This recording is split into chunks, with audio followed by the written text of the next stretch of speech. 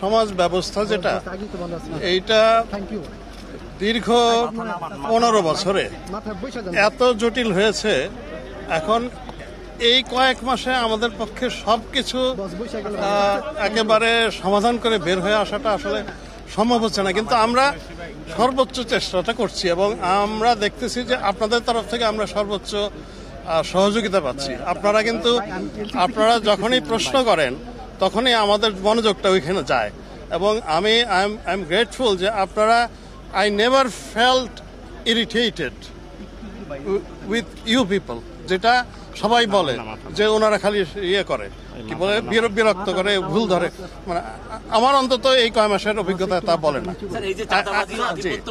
হ্যাঁ, এইটা আসলে চলছে আমাদের, এটা দীর্ঘদিন ধরেই চলছে।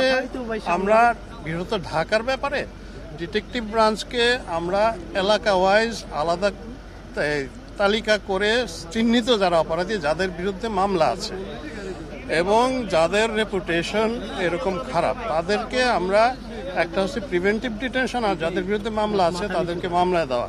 আমরা এই চেষ্টাটা করে যাচ্ছি। আপনারা বলতে পারেন যে আমরা 100% সফল হইনি, maybe even we haven't bin able to be successful in 50% হয়তো বা হয়নি।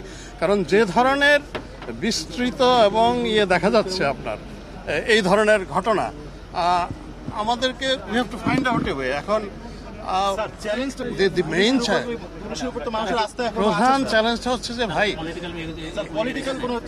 এইরকম একটা ট্রমাটিক এক্সপিরিয়েন্সের পরে এই আমার ফোর্সটাকে গুছাইয়া তাদেরকে 100% ইফেক্টিভ করা, এই জায়গাটাই কিন্তু আমি এখনো সন্তুষ্ট না। আপনারা যাই বলেন, I am still in the process.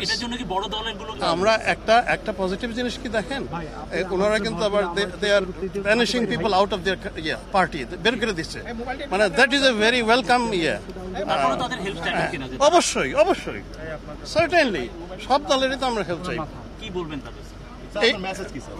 অবশ্যই যে আমরা যেহেতু we are heading towards a very neutral and fair historical election, এইখানে আমরা তাদের সর্বক্ষেত্রে সহযোগিতা চাইব, so that we can do it, যাতে they can take over actually একটা গণতান্ত্রিক এবং নির্বাচিত সরকার আসে।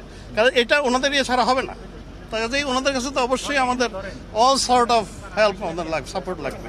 ইনফ্যাক্ট ওনাদের কাজটাই আমরা করছি, is their work আসলে, because ultimately they are coming to power, the people will be voted by the people.